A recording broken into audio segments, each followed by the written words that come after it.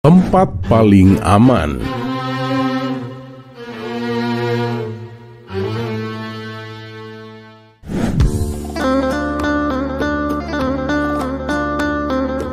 Assalamualaikum warahmatullahi wabarakatuh. Semoga semua kebaikan terlimpah kepada kita semua. Amin ya rabbal alamin. Suatu hari di kota Baghdad digembarkan berita tentang kasus pencurian. Yang dicuri adalah uang masyarakat yang disimpan di dalam peti. Dan yang lebih mengherankan, peti tersebut masih dalam keadaan utuh. Kuncinya tidak rusak sama sekali. Padahal kunci tersebut disimpan oleh Tuan Hakim sendiri. Tuan Hakim meyakini bahwa ada seseorang yang sengaja mencuri kunci lalu dikembalikannya tanpa dia ketahui. Dan pencurinya tidak lain pastinya adalah orang dalam. Untuk mengungkap kasus ini, dia pun mengumpulkan para asistennya. Mereka saling menyalahkan satu sama lain sehingga terjadi diskusi yang sangat alot. Melihat hal itu, Tuan Hakim pun menjadi sangat jengkel. Sudah, hentikan pertengkaran kalian. Yang sudah terjadi, biarlah terjadi. Saat ini kita tidak penting mengetahui siapa pencurinya. Namun yang lebih penting adalah jangan sampai kejadian ini terulang kembali. Dan bagaimana caranya supaya kunci petinya aman, tutur Tuan Hakim. Kemudian salah satu asistennya pun berkata, "Tuan, bagaimana kalau kita tugaskan seseorang yang dipercaya untuk menyimpan kunci peti berikutnya, Tuan?" "Ya, benar sekali, Tuan. Kami sangat setuju dengan usulan tersebut," jawab mereka serempak. "Baiklah, kalau begitu saya kira orang yang pantas ditugaskan itu adalah Abu Nawas. Bagaimana pendapat kalian?" tanya Tuan Hakim. "Kami setuju, Tuan Hakim. Abu Nawas kan memang orang yang jujur," balas mereka. Maka dipanggillah Abu Nawas ke istana. "Tuan Hakim, ada apa Tuan memanggil saya?" tanya Abu Nawas. "Begini Abu Nawas, uang masyarakat yang ada di peti istanaku telah dicuri orang," balas Tuan Hakim. "Bagaimana bisa terjadi, Tuan? Bukankah petinya terbuat dari besi? Dan gemboknya juga besar dan kuat?" tanya Abu Nawas heran. "Ya benar Abu Nawas, tapi si pencuri menggunakan kunci yang saya simpan," jawab Tuan Hakim. "Lalu nasib masyarakat yang uangnya hilang bagaimana, Tuan Hakim?" tanya Abu Nawas. "Untuk soal itu jangan khawatir, semuanya pasti akan aku ganti. Sekarang yang lebih penting adalah bagaimana caranya supaya kunci peti berikutnya aman. Dan kami sepakat akan menugaskan kamu untuk menyimpan kuncinya, Abu Nawas," kata Tuan Hakim. "Oh begitu. Berhubung ini menyangkut keamanan uang masyarakat, saya bersedia mengemban tugas tersebut, Tuan Hakim," ujar Abu Nawas mengiyakan. "Nah, akhirnya aku menemukan orang yang cocok. Di kampung ini kamu itu sudah dikenal orang, Abu Nawas. Jadi mereka tidak akan ragu atas jaminanku. Dan nanti kamu berkewajiban untuk menjaga kunci ini di tempat paling aman, Abu Nawas, dan memberikannya kepadaku ketika aku membutuhkannya," timpal Tuan Hakim. "Tenang Tuan Hakim, mulai hari ini tidak akan ada orang yang mencurinya lagi, Tuan," kata Abu Nawas, kemudian mengambil kunci dan pulang ke rumah.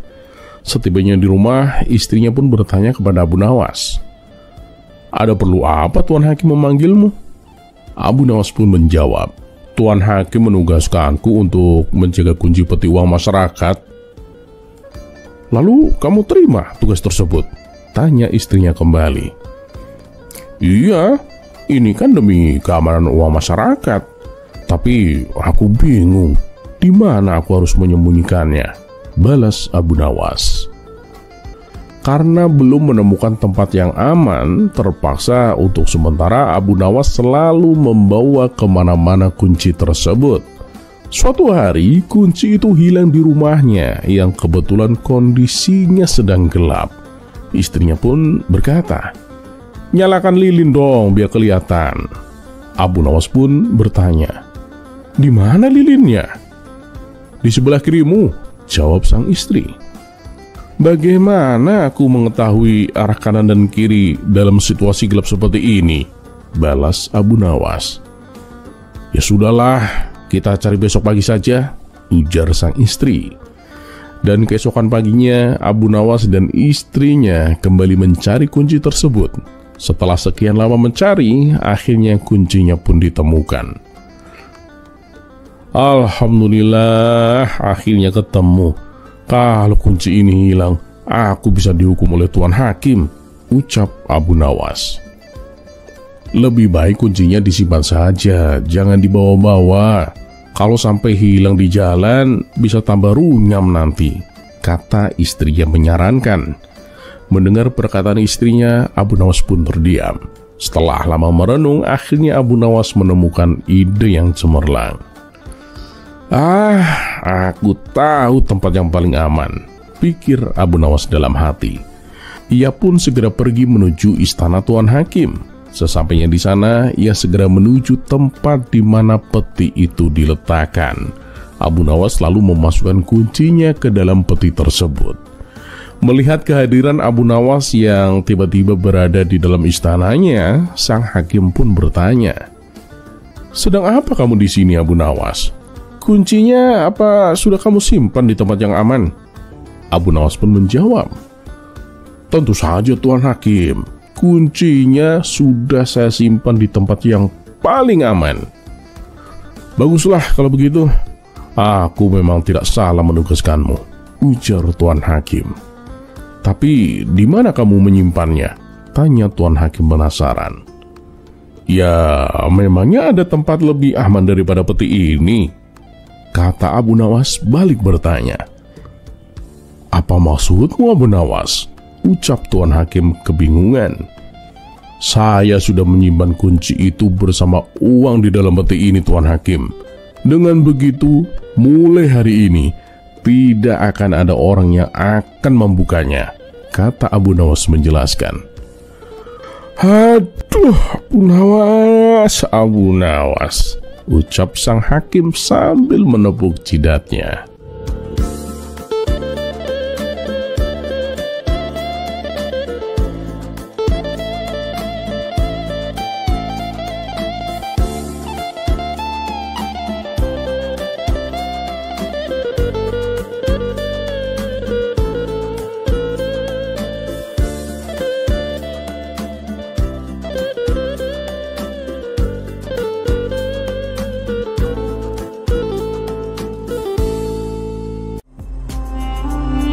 Kisah selanjutnya.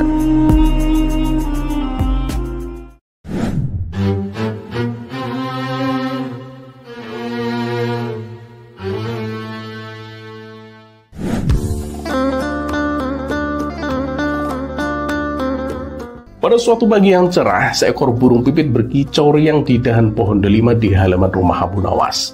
Di balik suara itu terdengar langkah kaki mendekat ke pintu. Ternyata itu adalah sahabat lama Abu Nawas, yaitu si Jalal, yang datang dengan raut wajah sedikit murung. "Assalamualaikum Abu Nawas," serunya dari luar pagar. Abu Nawas pun keluar sambil tersenyum. "Waalaikumsalam, Jalal. Angin apa yang membawamu pagi-pagi ke sini?" Jalal pun menatap Abu Nawas dengan mata yang sedikit berkaca-kaca. "Aku datang untuk pamit Abu Nawas. Hari ini aku akan berangkat ke negeri seberang. Mungkin cukup lama, bahkan mungkin bisa tahunan Abu Nawas." Abu Nawas pun sedikit terkejut. "Hah? Kenapa buru-buru, Jalal? Aku bahkan belum sempat mengajakmu main catur lagi minggu ini." Jalal pun tersenyum lemah. "Ya, lain kali kalau aku pulang, kita main catur sampai larut Abu Nawas. Tapi untuk sekarang, aku hanya ingin berpamitan." Keduanya pun saling menatap, lalu berpelukan hangat. Sungguh perpisahan selalu terasa berat meskipun hanya sementara. Abu Nawas pun menepuk-nepuk punggung sahabatnya itu. "Ya sudah, hati-hati di jalan ya Jalal. Aku pasti akan merindukanmu." "Aku juga akan merindukanmu Abu Nawas," balas Jalal. Saat mereka melepaskan pelukan, Jalal tiba-tiba melihat cincin indah di jari Abu Nawas. Matanya berbinar dan ia berkata, "Oh iya Abu Nawas, aku ada ide. Bagaimana kalau kamu berikan cincinmu itu sebagai kenang-kenangan? Jadi setiap aku melihat jariku, aku akan langsung teringat kepadamu. Abu Nawas pun terdiam. Ia melirik cincin itu sejenak. Cincin perak dengan ukiran halus yang ia terima dari baginda raja sebagai hadiah karena berhasil menyelesaikan perkara sulit di istana. Nilainya bukan hanya dari bentuknya, tapi dari kisah di baliknya. Gumam Abu Nawas sambil mengelus dagu. Cincin ini memang istimewa, Jalal. Bukan karena mahalnya, tapi karena siapa yang memberinya. Memberikannya begitu saja rasanya kurang tepat, Jalal. Jalal pun menunduk sedikit kecewa, tapi belum sempat ia menjawab, Abu Nawas menepuk pundaknya dengan semangat. Tapi tunggu dulu, Jalal, katanya sambil tersenyum lebar. Aku punya ide yang jauh lebih bagus. Jalal pun menatapnya penuh harap. Apa itu, Abu Nawas? Abu Nawas pun mengangkat jari yang memakai cincin itu dan berkata dengan nada yang dramatis. Aku tidak akan memberikan cincin ini kepadamu. Jalal pun mengerutkan dahinya. Lah, terus kenapa itu lebih baik, Abu Nawas? Abu Nawas pun melanjutkan. Ya, karena setiap kali kamu melihat jarimu dan mendapati tidak ada cincin dariku di sana, kamu akan langsung ingat bahwa aku tidak pernah memberikannya kepadamu.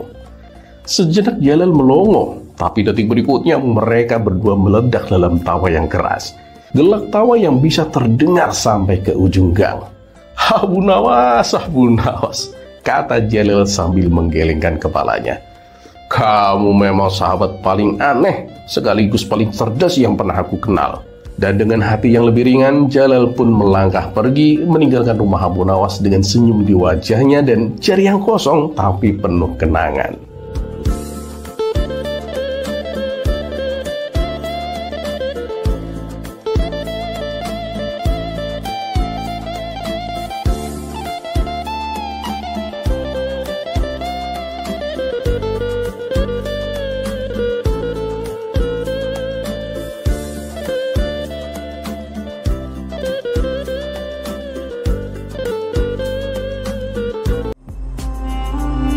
Kisah selanjutnya.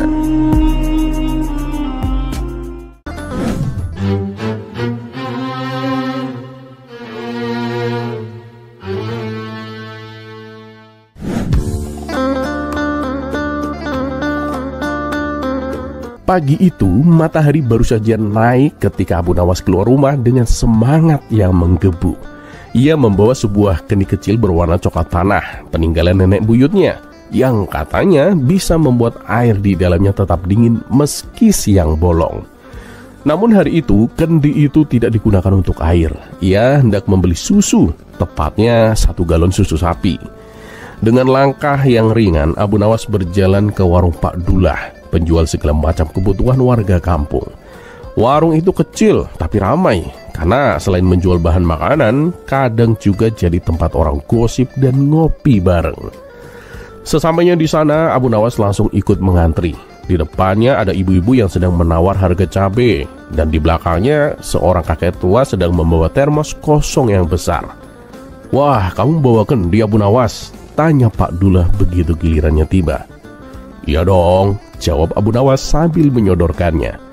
Saya mau beli 1 galon susu sapi, Pak Dullah. Pak Dullah pun menatap kendinya, lalu menatap Abu Nawas, lalu balik lagi ke kendinya. Ia tampak ragu, seolah sedang menghitung dalam kepala. Apakah mungkin sebuah kendi kecil bisa menampung 1 galon penuh susu? Maaf nih Abu Nawas, wadah yang kamu bawa itu terlalu kecil. Ini tidak cukup untuk 1 galon susu, kata Pak Dullah jujur. Oh begitu ya, jawab Abu Nawas ringan. Ya sudah, kalau begitu ganti saja dengan susu kambing. Pak Dullah pun mengangkat alisnya. Loh, itu tetap tidak bisa, Abu Nawas. Wadah yang kamu bawa itu tetap terlalu kecil. Abu Nawas pun menatap kendi itu, lalu menatap Pak Dullah dengan serius. Loh, bagaimana bisa? Antara sapi dan kambing kan ukurannya beda, Pak Dullah. Kambing itu kan lebih kecil daripada sapi. Seharusnya susu dari kambing juga lebih sedikit. Jadi kendi kecil ini cukup untuk 1 galon susu kambing dong, Pak Dullah. Tiba-tiba orang-orang di warung pun mulai mendongak, tertarik dengan perdebatan tak biasa ini. Seorang anak muda di pojok warung pun mencoba membantu. Abu Nawas, 1 galon itu satuan ukuran volume, bukan tergantung dari ukuran binatangnya, Abu Nawas. Tapi kambing kecil, ya kan? Susunya pasti dikit. Masa iya sama kayak susu sapi segalon? Bantah Abu Nawas sambil menyipitkan mata.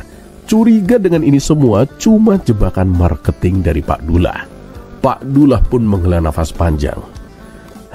Begini Abu Nawas, 1 galon itu tetap 3,8 liter. Mau itu dari sapi, kambing, atau bahkan unta, tetap butuh wadah sebesar itu, Abu Nawas. Abu Nawas pun terdiam sebentar, lalu mengangguk perlahan sambil bersungut-sungut. Ini mah sudah jelas-jelas aku tidak boleh beli. Bilang saja dari awal. Ia pun mengambil kembali kendingnya dengan penuh drama, lalu berjalan pergi sambil bergumam. Padahal aku sudah siap membuat susu kambing rasa stroberi. Orang-orang di warung pun tak bisa menahan tawa. Bahkan Pak Dullah pun tertawa kecil sambil menggeleng-geleng kepalanya. Dasar Abu Nawas, bikin hidup ini tidak pernah sepi.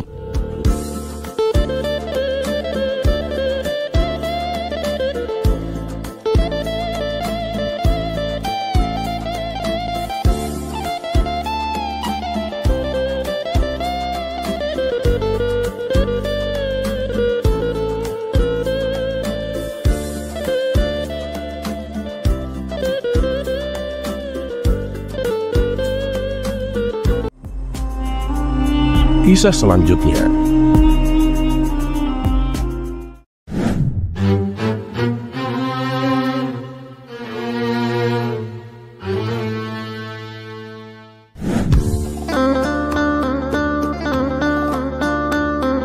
Di suatu pagi yang cerah, di sudut pasar yang ramai berkumpullah beberapa orang yang sedang mengobrol santai sambil menyeruput teh hangat.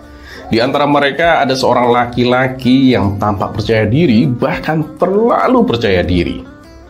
Aku ini kebal terhadap segala bentuk penipuan, katanya sambil menepuk dadanya. Penipuan apapun, kecil atau besar, tak akan bisa menjebakku. Aku sudah menguasai semua trik itu. Mau tipu-tipu uang, tipu-tipu asmara, bahkan tipu-tipu dari para pedagang curang pun tak akan lolos dariku. Orang-orang di sekelilingnya pun tampak kagum. Tapi ada satu orang yang diam-diam hanya tersenyum geli. Teman lama Abu Nawas, yaitu namanya Karim. Karim mengangkat alis lalu bertanya dengan nada setengah menggoda. Kamu yakin dengan ucapanmu itu? Oh, tentu, jawab si lelaki dengan semangat. Bagaimana dengan tipuan Abu Nawas? Begitu nama itu disebut, si lelaki malah tertawa keras. Abu Nawas, si tukang tipu itu? Justru dia yang akan kena tipu kalau berhadapan denganku. Jangan terlalu mengagung-agungkan dia. Belum sempat Karim membalas, dari kejauhan tampak seorang berjalan santai sambil memegang seikat daun mint dan 2 potong roti pipi. Siapa lagi kalau bukan Abu Nawas sendiri? Karim segera berdiri dan melambaikan tangan. Hei Abu Nawas, berhentilah sebentar. Ada yang ingin kubicarakan denganmu. Abu Nawas pun menghampiri mereka dengan wajah yang penasaran. Ada apa Karim? Karim pun menunjuk lelaki tadi lalu berkata, ini temanku, dia mengaku kebal terhadap segala jenis penipuan Abu Nawas. Bahkan dia bilang tipuanmu tak akan mempan kepadanya. Abu Nawas pun menaikkan alisnya. Ia menatap lelaki itu dari ujung kepala sampai ujung sendal. Benar itu? Tanya Abu Nawas. Oh iya, coba saja kalau berani, jawab si lelaki dengan gaya menantang sambil menyilangkan tangan di dadanya. Abu Nawas pun mengangguk pelan sambil mengelus janggut. Baiklah, tunggu aku di sini, aku akan kembali. Kali ini aku akan keluarkan semua tipuanku yang paling dahsyat. Setelah berkata seperti itu, Abu Nawas pun langsung berbalik dan pergi. Langkahnya tenang seolah tak ada yang aneh. Si lelaki hanya tersenyum puas. Tuh, lihat saja, dia pasti ketakutan. Pergi dulu buat nyiapin jurus ya. Dasar penipu musiman. Ia duduk kembali di bangku kayu sambil menunggu. Awalnya santai, 10 menit, 20 menit, lalu 1 jam pun berlalu. Matahari mulai bergeser ke barat. Orang-orang di sekitar pasar pun sudah mulai pulang. Karim sendiri sudah pamit pulang sejak tadi. Tapi lelaki itu tetap duduk menunggu, penuh percaya diri bahwa Abu Nawas akan kembali dan gagal menipunya. Namun hingga matahari menyentuh ufuk, Abu Nawas pun tak kunjung datang. Akhirnya si lelaki itu pun berdiri dan menghentakkan kakinya. Sialan, dia menipuku. Aku dikerjai. Orang-orang yang lewat pun hanya tersenyum geli. Salah satu penjual sayur bahkan menyeletuk. Nah, itu baru namanya tipuan kelas atas. Menipu orang yang katanya kebal tipuan tanpa perlu berbuat apa-apa. Lelaki itu pun menggerutu sambil meninggalkan tempat duduknya. Mukanya merah padam, entah karena marah atau malu. Dan di suatu tempat, Abu Nawas pun sedang duduk santai di warung lain menyeduh teh hangat sambil tersenyum. Terkadang tipuan terbaik adalah dengan tidak melakukan apa-apa.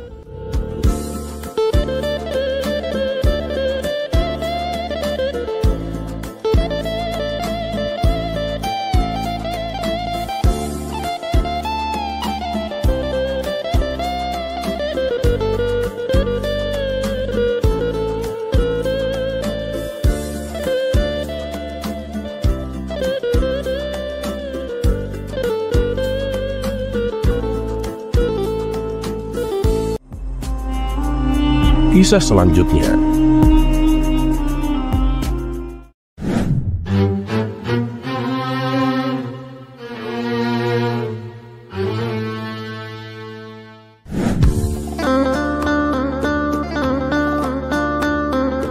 Dikisahkan bahwa Baginda Raja memiliki seorang menteri kepercayaan bernama Abu Jahil. Menteri ini selalu mendampingi sang raja. Namun kepercayaan yang diberikan justru dimanfaatkan oleh Abu Jahil untuk memperkaya diri. Ia kerap meminta upeti dari rakyat dengan mengatasnamakan Baginda Raja. Hal ini tentu membuat Abu Nawas geram. Tapi ia tidak berani mengadukan Abu Jahil kepada Baginda Raja. Dengan jabatan yang tinggi, Abu Jahil bisa saja memutarbalikkan fakta dan menuduh Abu Nawas sebagai pelakunya.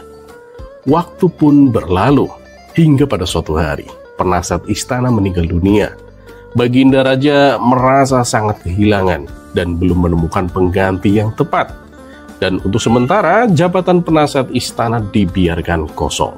Kesempatan ini segera dimanfaatkan oleh Abu Jahil. Ia sangat ingin menduduki jabatan tersebut agar bisa lebih bebas mempengaruhi Baginda Raja. Ia pun mulai mencari muka, berlagak paling berjasa, dan melakukan segala cara agar dirinya dipilih sebagai penasihat istana. Namun ambisinya harus kandas di tengah jalan, karena tak lama kemudian Baginda Raja justru menunjuk Abu Nawas sebagai penasihat istana. Keputusan ini tentu membuat Abu Jahil sangat kecewa. Dan sejak saat itu, ia menaruh dendam kepada Abu Nawas. Pada suatu hari, saat melihat Abu Nawas duduk bersama Baginda Raja, Abu Jahil menggerutu dalam hati. Seharusnya aku yang duduk di situ. Abu Nawas tidak pantas. Dia kan tidak tahu urusan kerajaan. Pantasnya jadi pelawak istana. Karena merasa tak terima, Abu Jahil akhirnya memberanikan diri menghadap Baginda Raja. Ampun Paduka yang mulia, hamba izin menghadap Paduka, ucap Abu Jahil. Baginda Raja sedikit terkejut. Ada apa, Abu Jahil? Apa yang ingin kau sampaikan? Ampun Paduka, menurut hamba, Abu Nawas tidak pantas menjadi penasihat istana. Dia itu hanya pandai melucu Paduka, tidak mengerti soal kenegaraan. Loh, tapi bukankah dia itu cerdik dan jujur? Tanya Baginda Raja. Apakah Paduka meragukan kejujuran hamba? Kata Abu Jahil balik bertanya. Ya bukan begitu Abu Jahil, kamu itu kan sudah menjadi menteri istana. Wajar jika jabatan penasihat itu diisi oleh orang lain, jawab Baginda Raja. Tapi saya lebih berpengalaman Paduka. Saya juga ahli berperang, tubuh saya kuat, dan saya sudah lama mengabdi kepada Paduka. Saya lebih pantas menjadi penasihat istana Paduka, kata Abu Jahil ngotot. Melihat ambisi Abu Jahil itu, Baginda Raja pun membuat sebuah keputusan. Ia memutuskan untuk mengadakan sayembara antara Abu Jahil dan Abu Nawas. Siapa yang menang, dialah yang akan menjadi penasihat istana. Abu Nawas pun dipanggil ke istana. Ampun Paduka yang mulia, ada apa memanggil hamba? Tanya Abu Nawas. Hai Abu Nawas, Abu Jahil ingin jabatan penasihat istana. Tapi aku tak bisa memecatmu begitu saja Abu Nawas. Jadi, aku akan mengadakan sayembara. Siapa yang menang, dialah yang berhak atas jabatan itu, ujar Baginda Raja. Kalau boleh tahu Paduka, sayembaranya tentang apa? Tanya Abu Nawas. Aku ingin kalian membawa 1 gentong air laut yang rasanya tawar. Nah, besok bawa air itu ke istana. Perintah Baginda Raja. Mendengar tantangan itu, Abu Nawas dan Abu Jahil terkejut. Sepulang dari istana, Abu Nawas terus berpikir, mana ada air laut rasanya tawar? Orang secerdik apapun pasti tidak bisa mencarinya. Sementara itu, Abu Jahil pun mulai berlaku curang. Ia memasukkan air sumur ke dalam gentong. Baginda Raja pasti percaya. Aku kan menteri kepercayaannya, pikir Abu Jahil penuh percaya diri. Dan keesokan harinya, keduanya pun datang ke istana membawa gentongnya masing-masing. Apakah kalian sudah membawa airnya? Tanya Baginda Raja. Sudah, Paduka, jawab mereka serentak. Abu Jahil maju lebih dulu dan menyerahkan gentongnya. Ini Paduka yang mulia, air laut permintaan Paduka. Baginda Raja pun mencicipinya. Rasanya tawar. Tapi benarkah ini dari laut? Benar Paduka, saya mengambil dari laut rahasia yang tidak diketahui oleh banyak orang Paduka, jawab Abu Jahil dengan yakin. Dan lalu giliran Abu Nawas menyerahkan gentongnya. Setelah mencicipinya, Baginda Raja berkata, "Hei Abu Nawas, kenapa air ini masih asin dan getir? Saya ini kan minta air laut yang tawar Abu Nawas." Ampun Paduka, tapi begitulah memang rasa air laut Paduka, jawab Abu Nawas tenang. Baiklah, kalau begitu pemenangnya adalah Abu Jahil. Dia yang akan menjadi penasihat istana, ucap Baginda Raja. Abu Jahil pun kegirangan. Namun tiba-tiba Baginda Raja berkata, "Hei Abu Jahil, di mana laut yang airnya tawar itu? Antarkan aku sekarang. Aku ingin mandi di sana." Wajah Abu Jahil pun langsung pucat, tubuhnya gemetar. Anu Paduka, saya kalau kamu tidak bisa membuktikannya, berarti kamu telah berani membohongiku Abu Jahil, seru Baginda Raja. Ampun Paduka.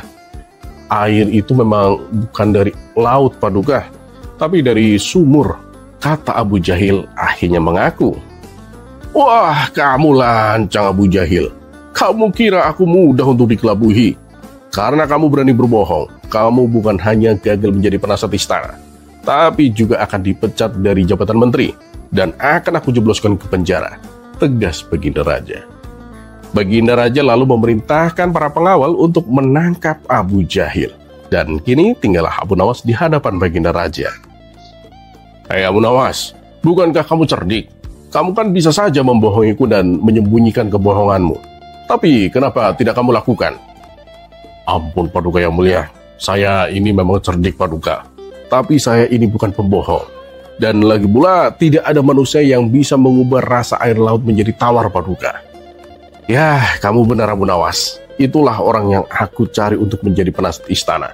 Cerdik dan jujur, ujar Baginda Raja dengan senyum yang puas.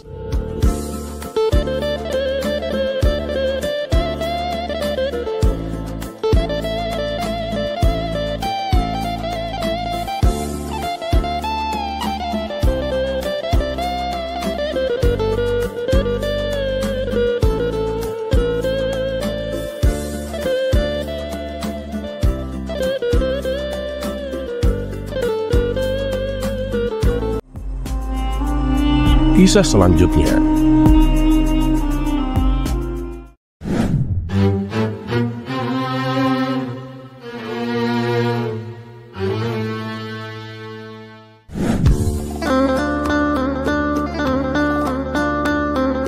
Suatu pagi yang cerah di kampung Baghdad, Abu Nawas sedang duduk santai di bawah pohon kurma depan rumahnya. Di tangannya ada segelas teh manis, dan di kepalanya penuh dengan pikiran-pikiran kreatif yang biasa muncul di waktu yang senggang. Tiba-tiba datanglah seorang yang cukup dikenal warga sebagai pria yang super kikir. Namanya Tuan Samit, seorang saudagar kain yang saking pelitnya, katanya dia mematikan lampu rumah hanya 5 menit setelah matahari terbenam demi menghemat minyak. Dengan wajah serius, ia pun menyapa Abu Nawas. Assalamualaikum Abu Nawas. Aku dengar kamu tahu banyak tentang rumah-rumah kosong di kampung ini. Aku sedang mencari rumah sewa, Abu Nawas. Ya, mungkin kamu bisa membantuku." Abu Nawas pun memandangnya sambil tersenyum kecil, lalu berkata, "Oh, tentu Tuan Samit. Kebetulan ada satu rumah kosong tak jauh dari sini. Rumahnya itu bagus, tenang, dan cocok untuk seorang saudagar seperti Tuan. Mari saya antarkan." Maka berangkatlah mereka berdua. Rumah yang dimaksud terletak di ujung gang kecil yang cukup sunyi. Halamannya bersih, dindingnya masih kokoh, dan ada jendela besar yang langsung menghadap matahari pagi. Singkatnya, rumah itu memang layak huni. Baru saja mereka hendak mengecek bagian dalam, tiba-tiba datanglah seorang pengemis tua dengan pakaian yang compang-camping. "Tuan," katanya memelas, "berikanlah aku sedikit rezeki. Aku belum makan sejak kemarin, Tuan." Tanpa banyak bicara, Tuan Samit pun menjawab dengan nada yang dingin, "Allah lah yang akan memberimu rizki. Aku hanya manusia biasa." Pengemis itu pun pergi dengan lesu, dan Abu Nawas hanya menatap Tuan Samit sekilas, tapi belum berkomentar. Tak lama kemudian datang pengemis kedua, seorang anak laki-laki kecil yang tampak kelaparan. "Tuan, sedekahkanlah sedikit roti atau kurma, atau apapun, Tuan." Dan lagi-lagi Tuan Samit pun hanya berkata, "Allah Maha Pemurah, mintalah kepadanya." Abu Nawas mulai terlihat jengkel, tapi belum juga berkata apa-apa. Beberapa menit kemudian muncul pengemis ketiga. Kali ini seorang ibu tua yang berjalan terpincang-pincang sambil membawa kantong lusuh. "Tuan, aku butuh uang untuk membeli obat, Tuan. Kakiku ini sudah lama sakit." Tanpa ragu Tuan Samit pun menjawab, "Allah pasti akan menyembuhkanmu. Aku bukan tabib." Ibu pengemis itu pun pergi dengan hati yang kecewa. Abu Nawas yang dari tadi menahan diri akhirnya bicara dengan nada datar tapi penuh makna. "Wah, Tuan Samit, rumah ini sepertinya cocok untuk Anda, Tuan. Bagus, bersih, dan strategis, dan juga tidak jauh dari masjid." Tuan Samit pun mengangguk. Ya bener sih, tapi aku ragu, Abu Nawas." "Ragu kenapa, Tuan?" tanya Abu Nawas. Entah kenapa tempat ini tampaknya ramai pengemis. Aku khawatir nanti setiap hari ada yang datang minta-minta. Itu sangat merepotkan, Abu Nawas." Abu Nawas pun tersenyum. Kali ini senyum khasnya yang menandakan sesuatu akan ia lontarkan. "Ah, Tuan, untuk apa takut pada pengemis? Bukankah tadi sudah terbukti bahwa Tuan tidak memberi apa-apa? Mereka tak akan datang lagi, Tuan. Mungkin sekarang mereka sedang memperingatkan teman-temannya. Jangan datang ke rumah itu, kikirnya minta ampun." Tuan Samit pun tersentak. Wajahnya memerah seperti tomat matang. "Abu Nawas, kamu itu menyindirku ya?" Abu Nawas pun hanya menjawab santai sambil merapikan sorbannya. "Saya kan hanya mengatakan fakta, Tuan, bukan menyindir. Kalau Tuan tersindir, mungkin itu karena hati Tuan sedang lapar, bukan dompetnya." Tuan Samit pun terdiam, lalu tanpa sepatah kata pun berbalik dan pergi. Tak jadi menyewa rumah, tentu saja. Abu Nawas menggeleng pelan dan tertawa kecil. Lucu ya, orang kikir takut diganggu pengemis, padahal yang paling terganggu justru hatinya sendiri. Keesokan harinya, cerita tentang si Kikir dan Abu Nawas pun menyebar ke seluruh kampung. Banyak yang tertawa geli, tapi juga ada yang diam-diam merenung, termasuk para saudagar lain yang selama ini juga pelit dalam memberi. Dan sejak hari itu, semakin sedikit pengemis yang datang ke rumah-rumah, karena mereka semua berkumpul di depan rumah Abu Nawas, bukan untuk meminta-minta, tapi untuk mendengarkan kisah-kisah bijak dan jenaka dari pria paling cerdik di Baghdad itu.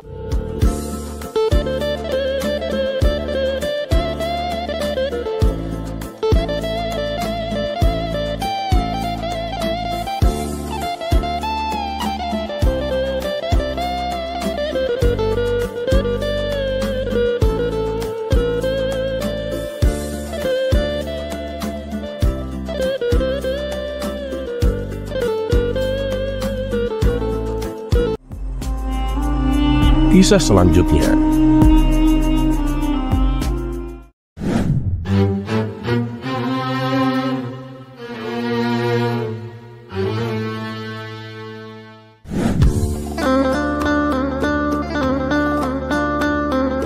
Di suatu sore yang teduh seperti biasa, Abu Nawas berjalan-jalan keliling kampung untuk mengusir rasa jenuh. Ia mengenakan jubah lusuhnya yang khas dan bersiul kecil sambil menikmati angin sepoi-sepoi. Setelah berkeliling cukup jauh, ia pun mampir ke warung langganannya, tempat nongkrong favorit bersama kawan-kawan lamanya. Begitu duduk, Abu Nawas langsung disambut teh hangat dan obrolan ringan. Baru saja ia menyeruput teh pertamanya, tiba-tiba terdengar kegaduhan dari arah jalanan. "Tangkap! Cepat tangkap dia!" teriak seorang dari kejauhan. Orang-orang di sekitar warung berhamburan keluar. Karena penasaran, Abu Nawas pun berdiri dan bertanya kepada salah satu warga yang berlari terburu-buru. "Ada apa ini, Tuan? Kenapa semua orang panik?" Dengan nafas terengah-engah, warga itu menjawab, "Ada orang gila menculik anak kecil, Tuan. Kami sedang mengejarnya." Mendengar hal itu, mata Abu Nawas pun langsung terbelalak. "Orang gila menculik anak kecil? Wah, ini tidak bisa dibiarkan," seru Abu Nawas. Dan tanpa pikir panjang, ia pun ikut berlari mengejarnya. Orang gila tersebut terlihat berlari ke arah menara tua di tengah kota, sambil menggendong anak kecil yang menangis ketakutan. Warga semakin banyak yang ikut mengejar. Namun semakin dikejar, si penculik makin panik. Setibanya di menara, ia pun langsung memanjat cepat ke atas sambil tetap membawa si anak kecil. Saat beberapa warga mencoba ikut naik, tiba-tiba orang gila itu berteriak keras dari atas menara. "Hei, kalau kalian naik, aku akan jatuhkan anak ini." Sontak semua warga pun berhenti. Takut ancamannya bukan sekedar gertakan, mereka tak berani melanjutkan. "Waduh, gimana ini? Kalau kita diam saja, anak itu bisa celaka. Tapi kalau kita naik, dia bisa nekat menjatuhkannya," ujar salah satu warga panik. Beberapa menit berlalu dalam ketegangan. Lalu dari kejauhan muncullah Abu Nawas dengan santainya berjalan membawa gergaji besar di tangannya. Semua mata langsung tertuju kepadanya. Dan dengan tenang, Abu Nawas pun mendekati menara dan berteriak lantang. "Hei, orang gila, kalau kamu tidak segera membebaskan anak kecil itu, akan aku gergaji menara ini dari bawah." Orang-orang yang mendengar itu pun langsung melongo. "Abu Nawas, serius mau digergaji?" bisik warga satu sama lain. Namun Abu Nawas tetap serius. Ia bahkan sudah mulai menggergaji salah satu tiang kayu penyangga menara. Melihat hal itu, si orang gila di atas pun tampak panik. Ia melihat ke arah bawah, wajah warga-warga yang tegang. Lalu melihat Abu Nawas yang benar-benar serius menggergaji. Matanya membesar, keringat dingin juga mulai menetes. Jangan, aku menyerah," teriaknya. Beberapa detik kemudian, ia pun melepaskan anak kecil itu secara perlahan dari gendongannya.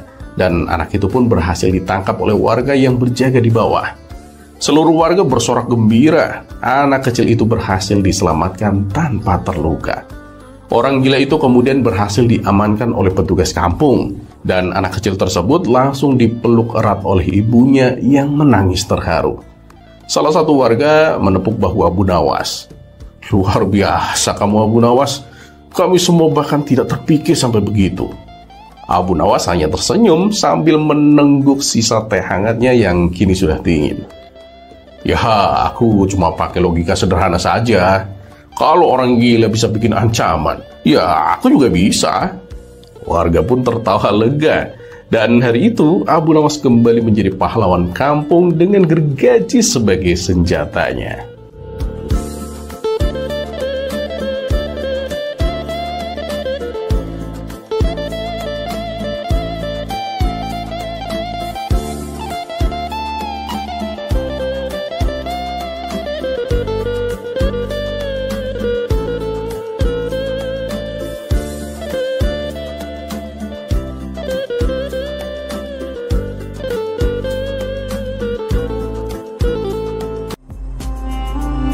Kisah selanjutnya.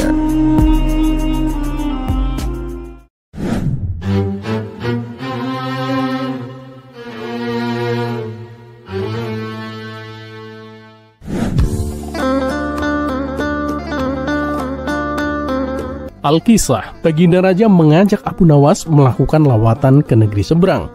Di sana ia bertemu dengan sahabat lamanya yang juga seorang raja. Ketika sedang berbincang, sang sahabat pun berkata, "Di negeriku ini ada seseorang yang luar biasa. Ia bisa mengetahui segalanya. Jangankan sekedar menjawab pertanyaan atau menebak sulap, sihir pun bisa ia bongkar rahasianya." Baginda raja yang penasaran langsung meminta agar orang tersebut dihadirkan. Dan tak lama muncullah orang sakti yang dimaksud. Dan ternyata semua yang diceritakan bukan isapan jempol.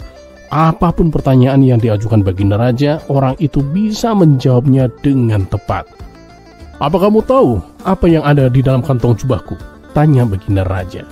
Orang sakti itu pun menatap sejenak lalu menjawab dengan tenang. "Paduka menyimpan gelang emas yang rencananya akan diberikan kepada permaisuri sebagai oleh-oleh. Juga uang 25 dinar untuk diberikan kepada penjaga kuda istana."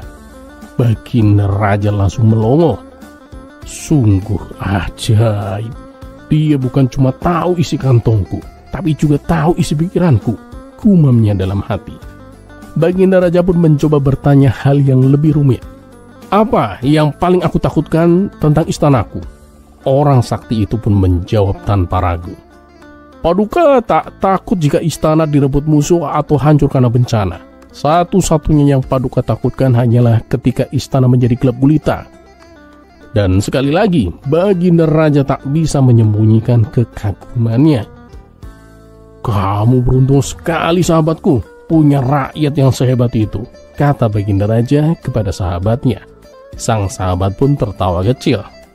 "Ya, itulah sebabnya aku mengundangmu kemari. Aku ingin menunjukkan kehebatannya kepadamu." Lalu sang sahabat itu balik bertanya, "Nah, kalau di negerimu, apakah ada orang yang seperti dia?" Baginda raja pun menggelengkan kepalanya. "Setauku sih tidak ada. Paling cuma satu, Abu Nawas. Dia bukan sakti, tapi cerdiknya itu luar biasa." "Yang mana orangnya?" tanya sang sahabat penasaran. Baginda raja pun memanggil Abu Nawas ke depan. "Nah, ini dia orangnya. Kalau begitu, bagaimana kalau kecerdikannya diadu dengan orang sakti dari negeriku?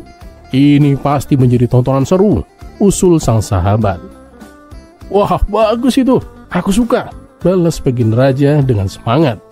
"Wahai Abu Nawas, tunjukkan kecerdikanmu. Kalahkan dia." "Siap, Paduka yang mulia," jawab Abu Nawas dengan mantap. Lalu Abu Nawas meminta sebuah kursi kayu. Setelah diberikan, ia mulai melubangi bagian dudukan kursi sebanyak 7 lubang kecil.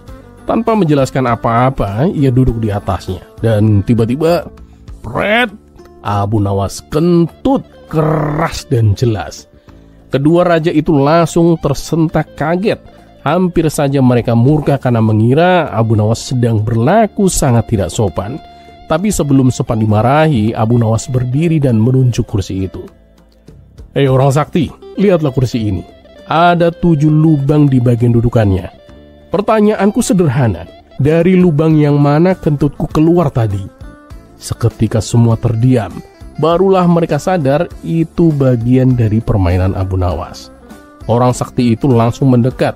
Ia menciumi satu persatu lubang di kursi tersebut, lalu berkata dengan percaya diri, "Kentutmu keluar dari lubang nomor 3 dan 5.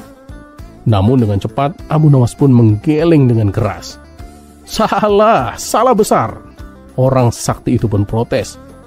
"Tidak mungkin aku salah. Apa buktinya? Tunjukkan di mana salahku."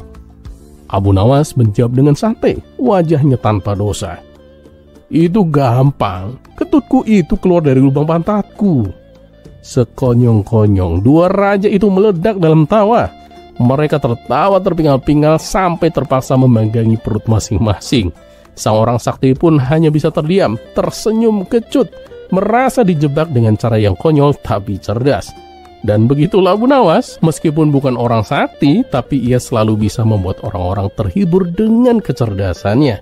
Tak heran, baginda raja selalu senang bila Abu Nawas berada di dekatnya.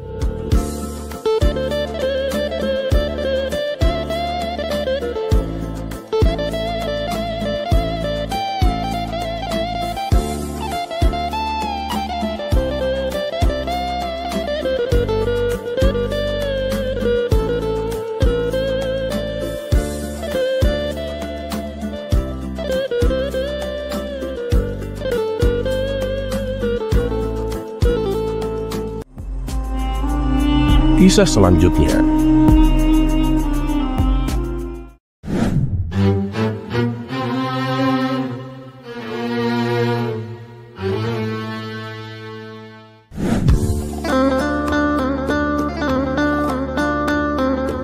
Sudah berbagai cara dilakukan untuk bisa menjebak Abu Nawas.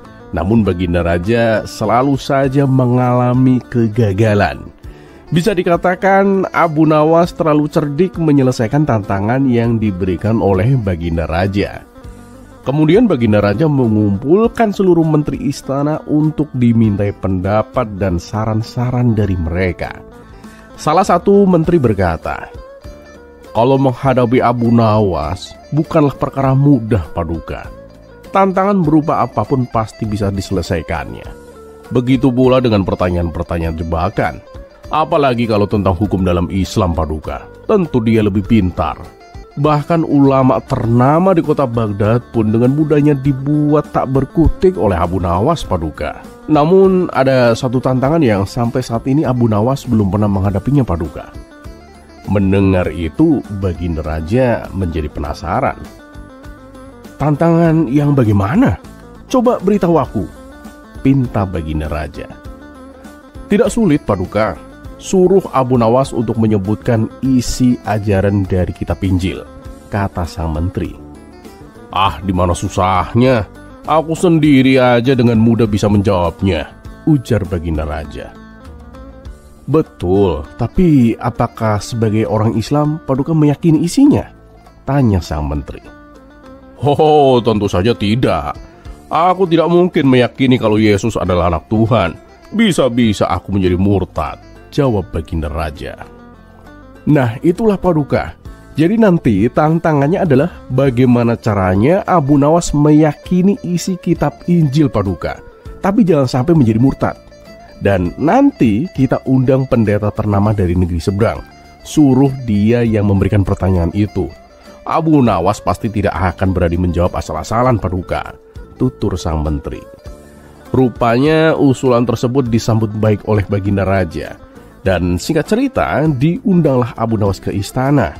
Adapun sang pendeta sudah siap untuk memberikan pertanyaan. Kemudian Baginda Raja berkata, "Wahai Abu Nawas, aku ingin menguji kecerdikanmu. Apakah kamu sanggup menerima tantangan?" tanya Baginda Raja. Dengan penuh percaya diri, Abu Nawas pun menjawab, "Tentu, Paduka yang mulia.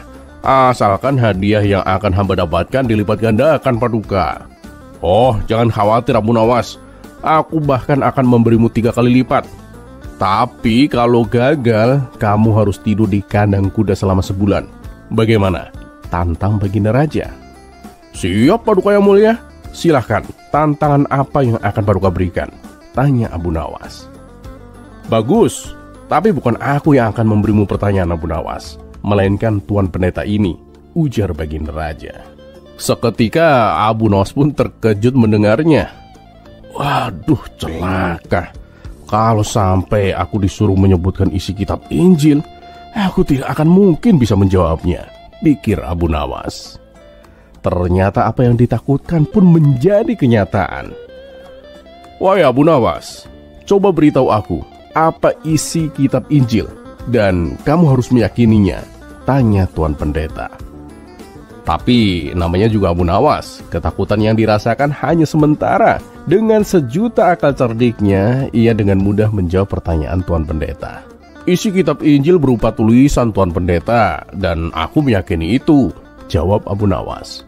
Mendengar itu, Tuan Pendeta pun mendadak menjadi murka. Ia pun berkata dengan nada yang emosi, "Kamu jangan bercanda, Abu Nawas. Yang aku tanyakan ini adalah kitab suciku, kitab yang sangat aku muliakan. Kamu jangan coba-coba melecehkan kitab suciku, Abu Nawas." Dengan tenang Abu Nawas pun membalas, "Loh, siapa yang melecehkan? Kalau kitab Injil tidak ada tulisannya, apakah Tuan Pendeta akan menganggapnya sebagai kitab suci?" Pembelaan Abu Nawas tersebut membuat Tuan Pendeta semakin terpancing emosinya. "Hei Abu Nawas, yang aku maksud bukan seperti itu. Tapi apa isi ajaran kitab Injil?" tanya Tuan Pendeta. "Oh, itu ajarannya baik, mengajarkan kasih sayang, kebaikan, dan cinta damai. Kalau isinya ajakan tawuran, pasti sudah dilarang dari dulu, jawab Abu Nawas. Dasar kamu Abu Nawas, kalau cuma seperti itu, semua agama juga mengajarkannya. Sebenarnya kamu ini pernah baca Injil atau tidak? Bentak Tuan Pendeta. Maaf pendeta, sejujurnya saya belum pernah membaca Injil, jawab Abu Nawas. Memangnya Tuan Pendeta pernah? Tanya balik Abu Nawas. Oh, bukan hanya pernah, tapi hampir tiap hari aku membacanya, balas Tuan Pendeta. Masa Tuan Pendeta? Tapi yang saya tahu, orang yang benar-benar membaca kitab sucinya, apapun agamanya, pasti akan menjadi lebih baik peringainya. Kalau ada orang yang ngaku-ngaku pernah membaca kitab, tapi malah menjadi suka marah-marah, mungkin dia itu cuma baca daftar isinya saja, celetuk Abu Nawas. Muka Tuan Pendeta yang tadinya penuh amarah tak kuasa menahan rasa malu. Ia pun memilih pergi meninggalkan Abu Nawas. Dan karena Tuan Pendeta tidak ada, maka dengan terpaksa tantangan pun diberhentikan. Walhasil Abu Nawas mendapatkan hadiah yang telah dijanjikan oleh Baginda Raja.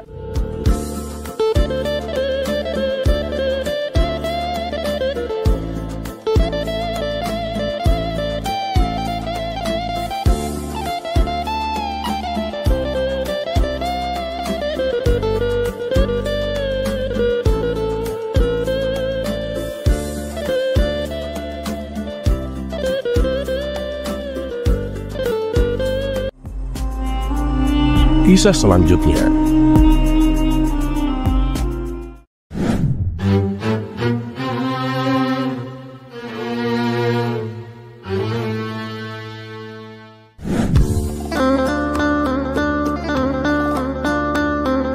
Dikisahkan Abu Nawas sedang menderita sakit pada salah satu matanya. Mendengar kabar tersebut, tentu Baginda Raja langsung mengunjungi Abu Nawas untuk melihat keadaannya. Wahai Abu Nawas, kenapa tidak kamu obati? Tanya Baginda Raja. Sudah Paduka Yang Mulia, jawab Abu Nawas. Oh, baguslah. Jangan lupa minum ramuan obatnya secara teratur, tutur Baginda Raja. Setelah berbincang panjang dan lebar, Baginda Raja pun iseng-iseng bertanya. Abu Nawas, menurutmu apakah sakit mata itu ada manfaatnya? Abu Nawas pun dengan santai menjawab. Ya tentu saja adalah Paduka, bahkan bisa menghasilkan uang Paduka. Baginda Raja yang tadinya hanya bercanda mendadak menjadi serius menanggapi jawaban Abu Nawas itu. Bagaimana bisa Abu Nawas? Tanya Baginda Raja penasaran. Begini Paduka Yang Mulia, apabila seorang tabib mengobati pasien yang sakit mata, sekali berobat pasti biayanya mahal. Apalagi bila yang berobat adalah para pejabat istana, pasti tabib itu akan menaikkan tarifnya. Paduka bisa bayangkan sendiri berapa banyak uang yang didapat oleh si tabib, celetuk Abu Nawas. Mendengar itu Baginda Raja pun tertawa. Ada-ada saja kamu Abu Nawas. Lalu untuk si penderita sendiri apa manfaatnya? Seperti kamu misalnya, kamu kan sekarang sedang sakit mata. Apa manfaatnya untukmu? Tanya Baginda Raja.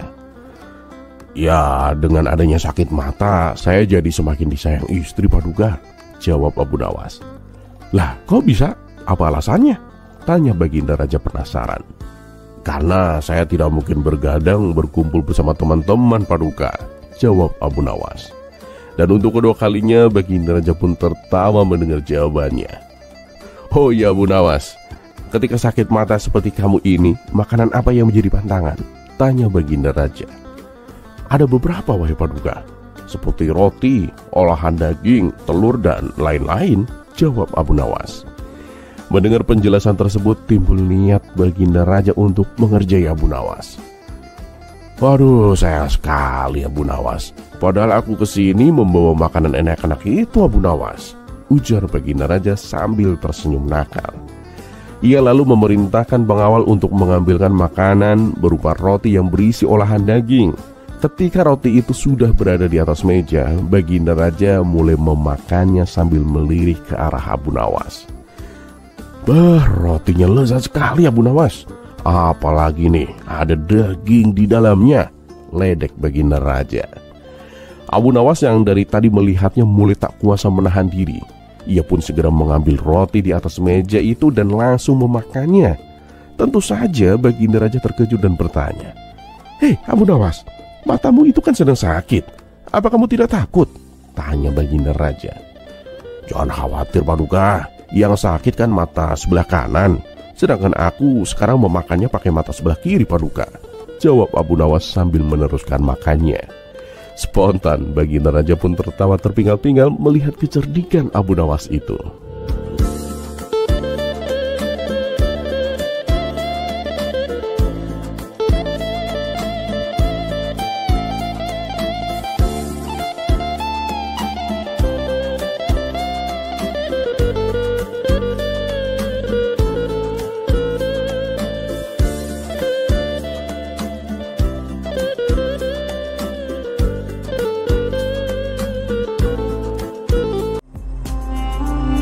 Kisah selanjutnya.